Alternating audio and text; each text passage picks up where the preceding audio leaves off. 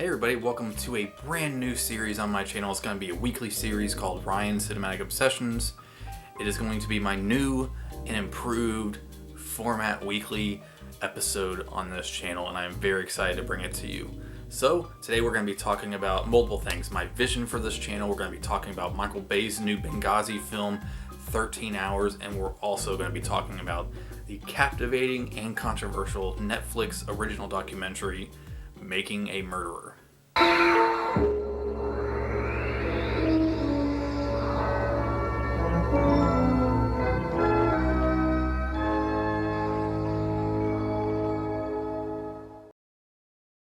Alright everybody, first up, let's go ahead and talk about what the vision is for this series.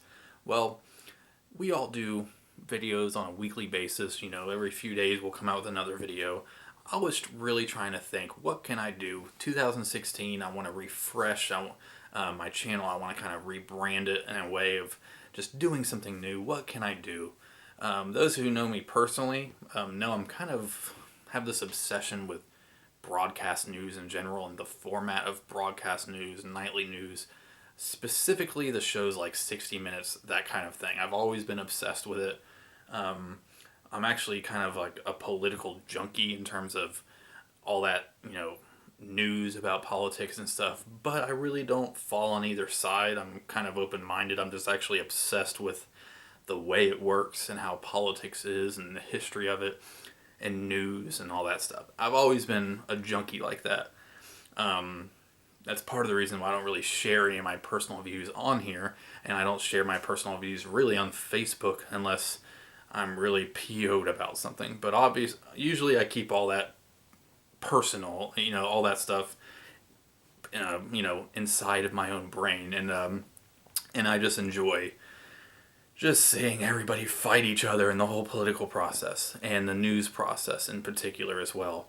And that's actually my inspiration for this, was the format of shows like 60 Minutes and 2020 and 48 Hours, all that stuff, to where it's like a regular newscast, but it's actually broken up into segments that specifically talk about a certain topic, whether it's an interview or something going on across the world, that kind of thing. It's always divided in that way. So I thought, why don't I bring that to YouTube?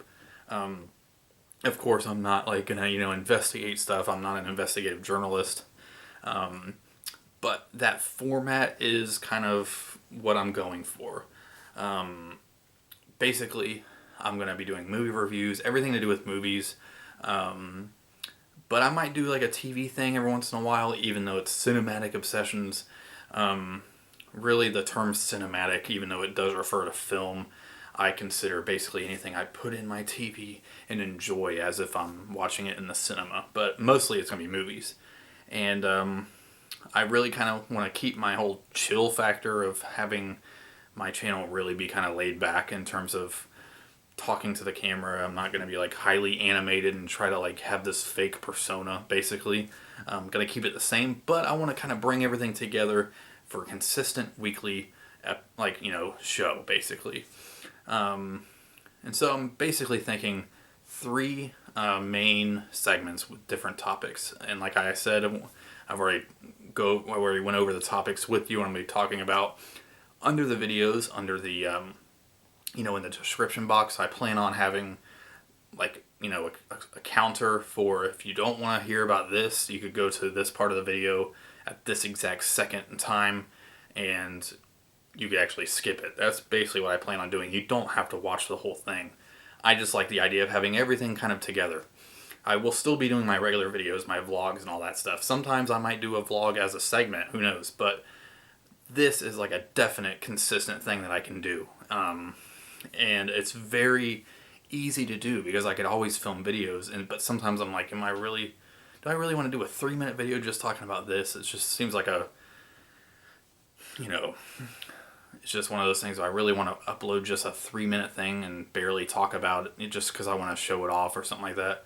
Well, now I can do that, and I don't have to worry about it just being a waste of an upload and waste of your time, because I could include it with other stuff that I know people are interested in.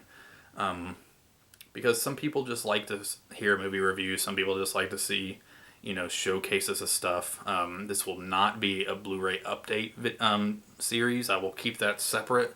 This is strictly me discussing things with the camera and my thoughts with stuff, which is what the whole Ryan Cinematic Obsessions term really came from. Even before I had a YouTube channel, I did like a blog on like Facebook. I unfortunately deleted most of that stuff. I had a regular blog, like on Blogspot or something like that, and it was called Ryan Cinematic Obsessions. So I was really just bringing that to YouTube and just using that as the title of all my videos, like as a banner. Well, while I like doing that, the topics are really inconsistent, and I really wanted to have something that people could say, do you watch, for instance, a friend of mine might say, hey, do you say to another friend, do you watch Ryan Chattaway's YouTube channel? Yeah. Well, what do you watch? Well, I watch, those updates and stuff. Well, do you watch Ryan Cinematic Obsessions? That comes on every Friday for the most part. That's what I'm going for, because there's so many things I want to talk about, and I want everybody to come together in one place, in one video, to kind of do that. And I don't have to make multiple videos and multiple uploads. I could have fun with the format, and I just think it's going to be a fun thing. So I hope you enjoy this new thing that I'm trying out. My plan is to have it every Friday morning, depending on how it all works out in terms of getting the editing done. And, it might sometimes be Saturday mornings, but it'll still be weekly. Now, I'm not sure. Actually, you know what? I am going to be doing one next week, because I have some stuff I'm doing this weekend in terms of Star Trek. People that are Trekkies might have seen online that they're having like a world tour of like Star Trek: The Ultimate Experience with a symphony or a symphony. What the heck was that? And basically they're doing like a world tour to celebrate the 50th anniversary, and they're playing the music, having video, like huge screen in the symphony halls, and they're going to be like doing all this stuff, and I'm going to it Saturday. So I want to showcase some of that and talk about some of that. So there will be an episode next week. Now how long this will last, I hope it lasts a while, because of the work that will go into it. If a couple episodes premiere and there's no comments and barely any views, of course I'm just going to go back to how it was before. This is a new thing. I'm just trying to test the waters and see, is this what some viewers want, this kind of a video, which I hope so, because I think it'll be a lot of fun. And at times I might have people on. I might have a pre-recorded interview with another YouTuber or something like that, and just talk film and then have it as a segment. You never know. But yeah, I'm very excited. This was actually going to be another segment, but I decided just to go ahead and lay out my vision for the series as one of the segments. So basically the format will be basically an intro, the title, and I will personally introduce each segment, even if it's just me saying, and now up next it'll be blah blah blah. That'll be kind of what I'm going for. And I just think it'll be a lot of fun. I'm just having fun with this, guys. So I hope you like it. Give it a thumbs up. Leave your comments down below. And it is now time to talk about Michael Bay's new film, 13 Hours.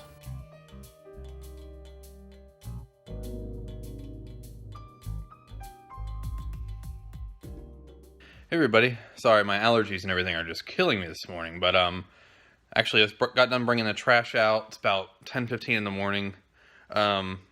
Me and my dad are actually going to go see 13 Hours, the new Michael Bay film. Me and him are both kind of like big history buffs, and we're big into like military history and, military conflicts and all that kind of stuff in terms of, books. I come from a big military family as well.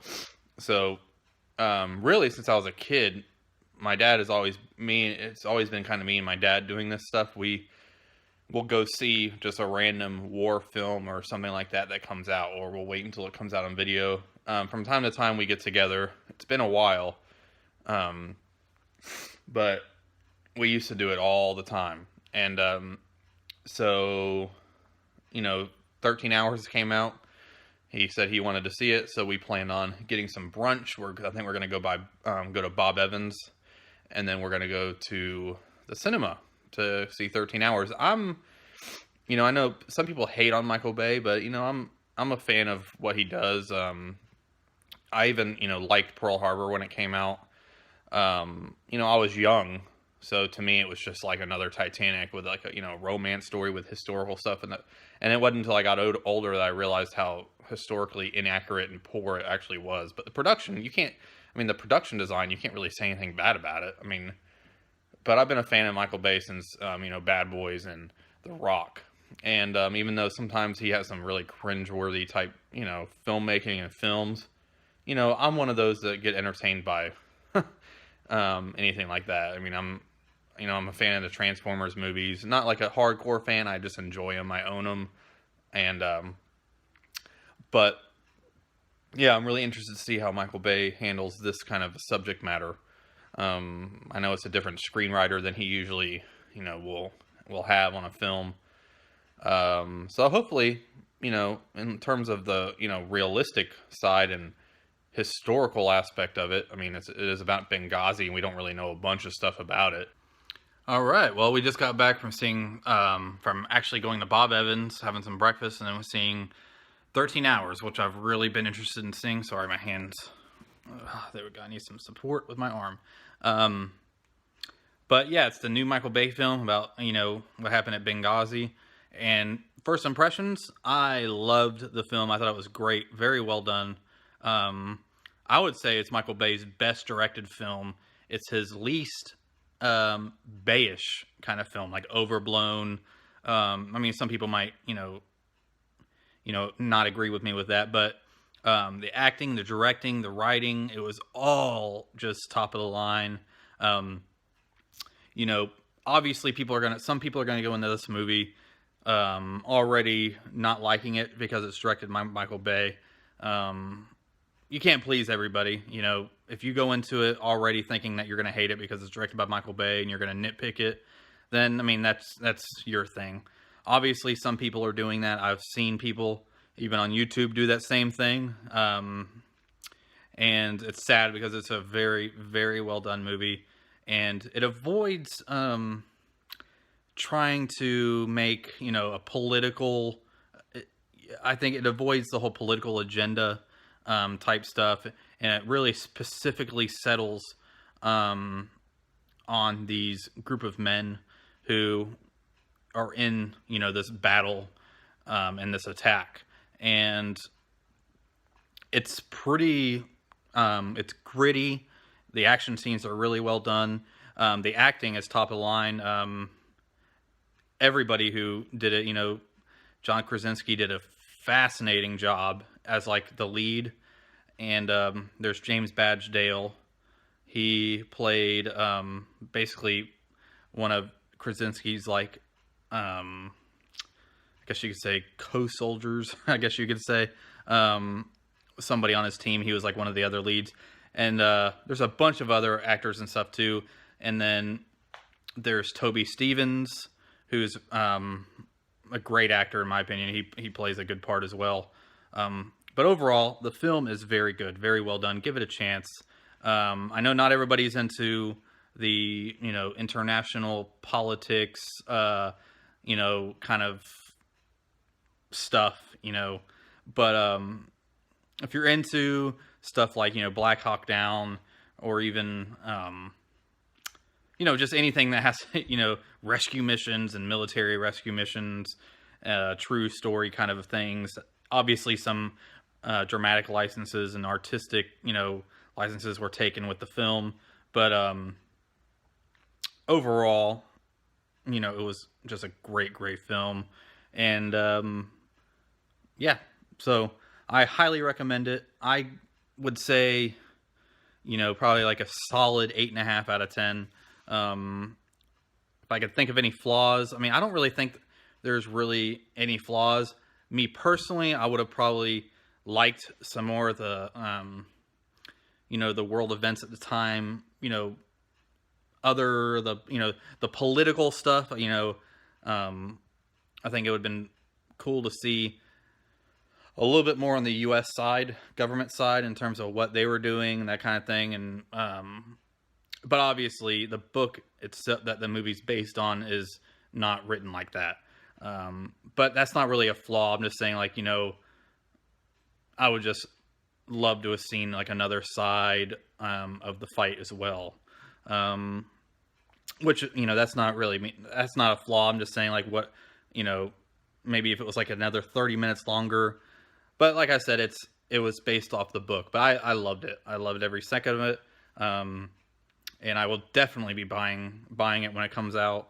And yeah, I'm just really glad to see Michael Bay, do a great great film basically. Like I said, I don't really have anything against Michael Bay. He's like the king of the blockbuster, I guess you could say at this point. Um, but I liked seeing him take the next step into showing us that he actually can be a great director. So yes, so I definitely give this film a thumbs up, and yeah, definitely check it out.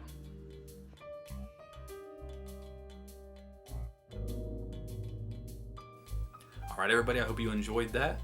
Next up, we're going to be talking about a very controversial, captivating documentary, Making a Murderer, which is blasting, social media, and it's all over the internet, and it's a Netflix original documentary. So here is my review of that. If you don't want to see that, you could go to the end and see my closing thoughts on the whole video, but you don't have to watch it if you haven't finished the series. You don't want to get spoiled. So enjoy.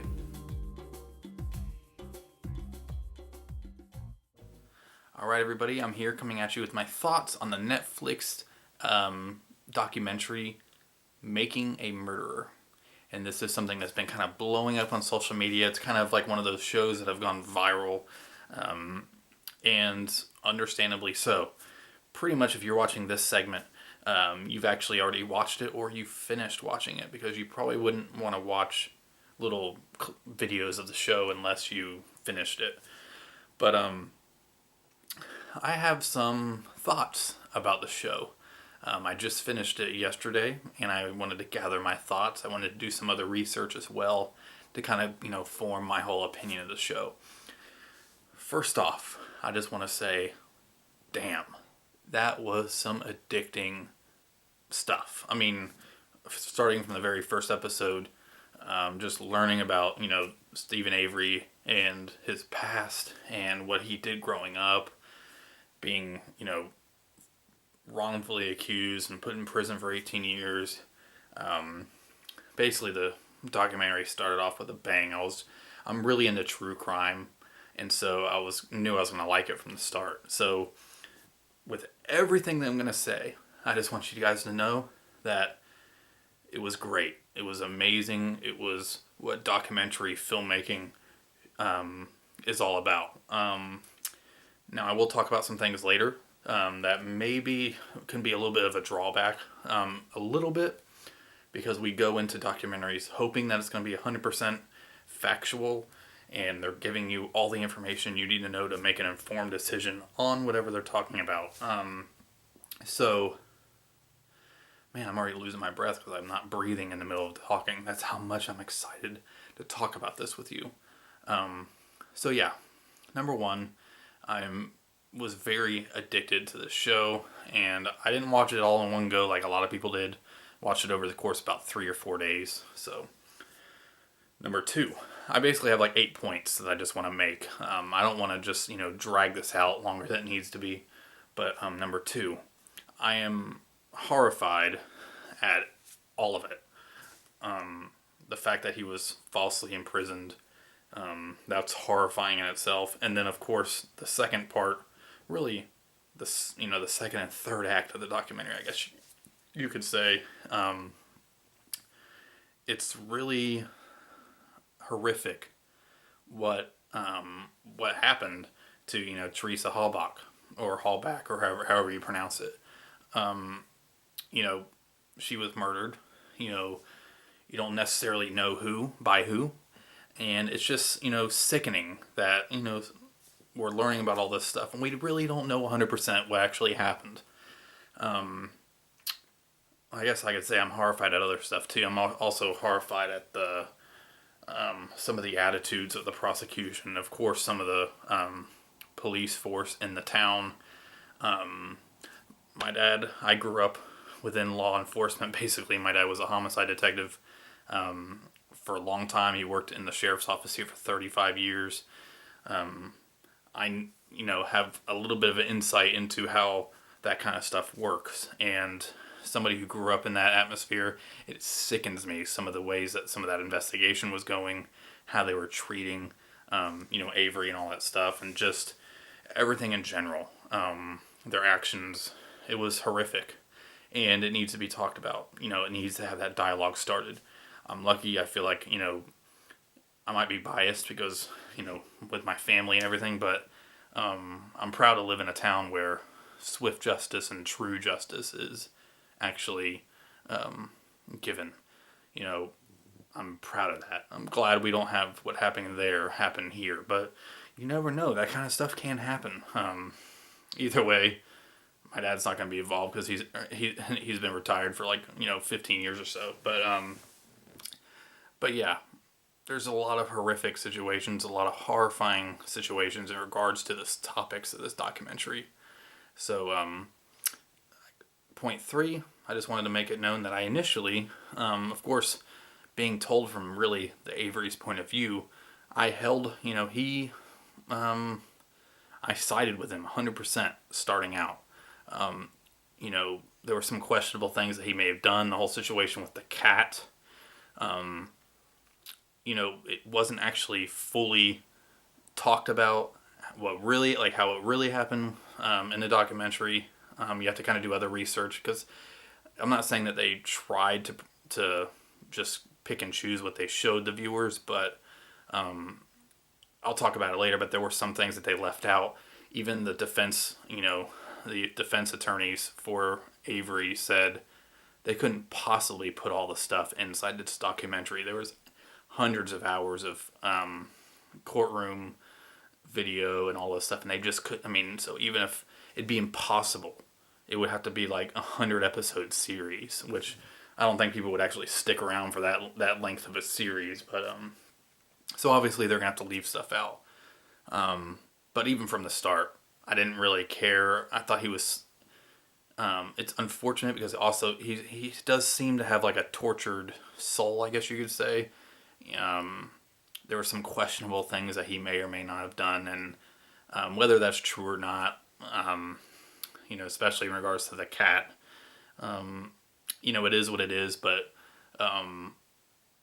didn't really think that it was something that could be glossed over, and that's something that actually always stuck with me throughout the viewing, was the fact that, yeah, he said he just did it on accident, and the cat went on the fire, but I was just kind of like, ugh, and I actually researched it, and it actually went a little bit different than what was shown to you. They elaborated on it, and just not really, that was always on my mind, but we all make mistakes. We all have things that we probably aren't proud of, and so I wasn't going to, say that he deserved to go to prison because of that. So initially, I sided with him. Point 4.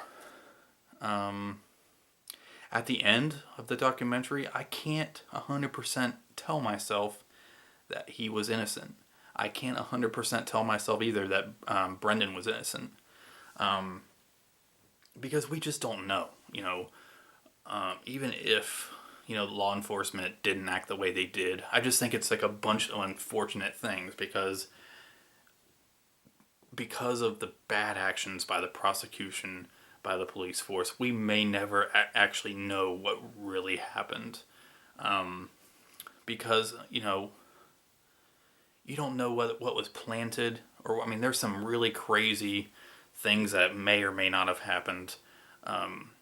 It looks like a lot of evidence was planted. I would say I definitely side with that a little bit, like that evidence was probably planted and stuff like that. But I can't say 100%. I don't. That was one thing that I was left with was, and maybe that's what they wanted to do. They wanted to show that because I personally don't think he's 100% innocent. Maybe I think he may have had something to do with it. But either way, I don't. I'm just not sure, and I know a lot of other people are too, whether they're going to voice it or not. I know some people in the comments are already thinking about what they're going to write, kind of counteracting what I have to say. But, you don't know. There's so many questions. Mainly because of the fact that, the prosecution and the investigators just screwed up. They did they made terrible choices. And so, and that's unfortunate because we have somebody that's dead, that was murdered, and we don't know exactly what happened and who did it. And so, yeah, it's just, I don't know. I just don't know. And I know none of us really know. We could just go by what we're presented with. But brings me to point 5. Like I said, after I watched it, I did some, research, read some stuff, and there were some things that were left out. Some people, the prosecutors mentioned stuff too, like about how he used a fake name in the whole auto trader thing because I guess she wasn't going to go out and see, he had seen her before, and I don't know, basically saying that there's proof saying that he led her there. Whether that's true or not, there's just so much stuff up in the air that actually was not at all there was no conclusion with any of it because, of course, the prosecution won. So, I mean, even if there was some corruption involved, which obviously there were, it's just unfortunate because we just don't know what the heck happened at this point. We don't know 100%. We know what the prosecution accused Stephen Avery of, and we know what Stephen Avery says he did. At this point, it's just he said, she said, with a bunch of crap mixed around it. A terrible investigation, a terrible prosecution. It's just, it's just a mess. And that's why I can't 100% say what exactly happened. I feel terrible for Stephen Avery's parents. Because parents are going to stick by their kids no matter what, whether he did it or not. And like I said, I'm not sure. I know you guys are probably tired of me saying that, but let me see. Point 6. Okay, I've already kind of mentioned point 6. The actions of the investigators and the local police, it needs to be talked about because that is some horrific investigating. It is wrong. You can't force a confession out of somebody. You can't do what they did. You can't. So there needs to be a dialogue started with that. I actually personally think that we need to be talking more about that and what really happened to Teresa unfortunately over Stephen Avery, being freed. Because in order for him to be free, we have to figure out all this other stuff. And I think that's what we need to be talking about more. Instead of signing petitions to get him freed. Because even if you sign a petition to get him freed, we still don't know what happened. He could have done it. Hypothetically. I mean, in reality, he could have done it. None of us were there. None of us sat in that courtroom. Even though we think we did because we saw a documentary. But, of course, I sided with him most of the time. It's just when it was finished, I was just thinking about the whole thing in general, and it was just all of it was just disturbing. And this brings me to point 7, which is probably the most important thing that I wanted to talk about, which obviously compared to everybody else's opinion that I've read, maybe mine's different than everybody else's. Because I like to look at the big picture instead of, just focusing on what, But what I find, with any documentary in general, the one thing I felt, personally, at the end of watching everything, other than the fact that I was addicted the whole time, I was disgusted about what was happening, I felt bad for Stephen Avery, I felt bad for Teresa Halbach, I felt bad for Brendan Dassey. I felt bad for all them because we don't really know we don't really know what's happening. But what I had an uneasy feeling when I finished watching this documentary, I gotta tell you. Because it made me realize how powerful the media, in terms of documentary filmmaking, all that stuff. It shows me how powerful it can be to push a narrative, whether it's true or not. Because there's people out there that watch this documentary that are gonna say Stephen Avery is 100% innocent by what this documentary showed. You still have to look at the bigger picture. You need to see some of the stuff that the film didn't leave out. There's stuff that the documentary left out that really puts him in a bad picture to maybe he did do it. And then there's stuff they left out that actually I think made it a little bit more, showing of his innocence. I'm not going to get into details because you guys have probably already read it. But it's just, in a way, kind of sickening that we could start this huge, that this documentary went viral and there's so many passions running high about the situation, and we didn't even know all the facts. We didn't know everything. We weren't in that courtroom the entire time. And it's not necessarily the fault of the filmmakers. You're going to get that with any documentary. But I feel like for the situation, and if it was any other case, I think it'd be as well. It's scary because I feel like, I really wanted to feel for Teresa Halbach. I really wanted to feel for her and her family. But there are times in the documentary where I felt like we weren't allowed to. It was going against what we felt for Stephen. And maybe that's because we were it was telling from his perspective. But I don't know. I just wanted to bring that part up. But overall, one of the best documentaries I've seen in a while. One of the best true crime documentaries I've seen in a while. I still think that Stephen Avery, by what I've read and by what I've saw in the documentary, I would definitely lean towards innocent. And Brennan Dassey, I don't really know enough about that to even, but I would say, basically what they were accused of is not what actually happened, but something happened, whether they were involved or not. But I would shift over to the side, definitely, of he needs, I don't know about necessarily like letting him off scot-free.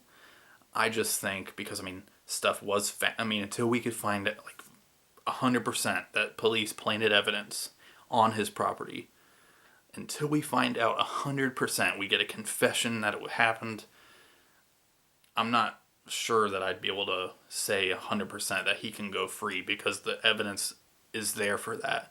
And that's the kind of dialogue that this documentary was probably meant to start. But, of course, I did feel like maybe he was innocent, and I don't know.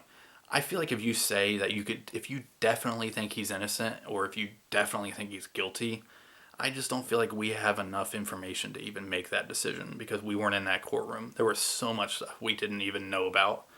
But I'm running out of tape, but I want to go ahead and say I loved it. Don't take my words out of my mouth. Don't say I hated it. I'm criticizing it.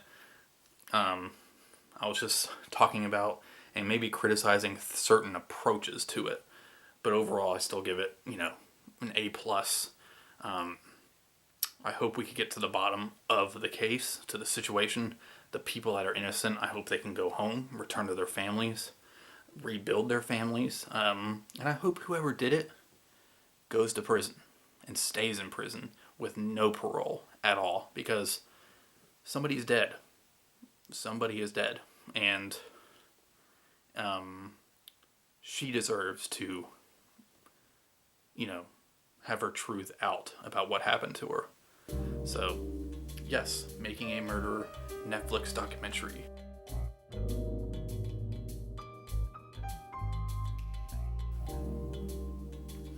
Alright, everybody, that is it for the first episode of Ryan's Cinematic Obsessions.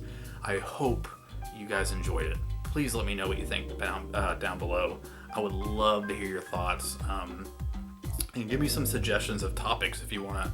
I might do like have one of my segments be a viewer's kind of choice every time. What kind of stuff do you want to see on here? And I'm still gonna have my other series too. That my Michael Keaton series will be continuing and all that kind of stuff. So you don't have to, say, why don't you just do your Michael Keaton one and that? Well, I'm still gonna do that separately. But if there's like a movie series that you think I could talk about, showcasing criterions or steelbooks, that kind of thing, and talking about each film instead of just me going, this is this one, this is this one, where we could actually get some discussion going. But anyways, guys, thank you so much for watching. Be sure to click like. Hopefully you didn't dislike it, because I'm never going to tell anybody to dislike my videos, but hope you give it a thumbs up, comment down below, share it with your friends, share it with your family, share it with your pets, share it with your butcher. But anyways, take care, guys. Thank you so much for watching.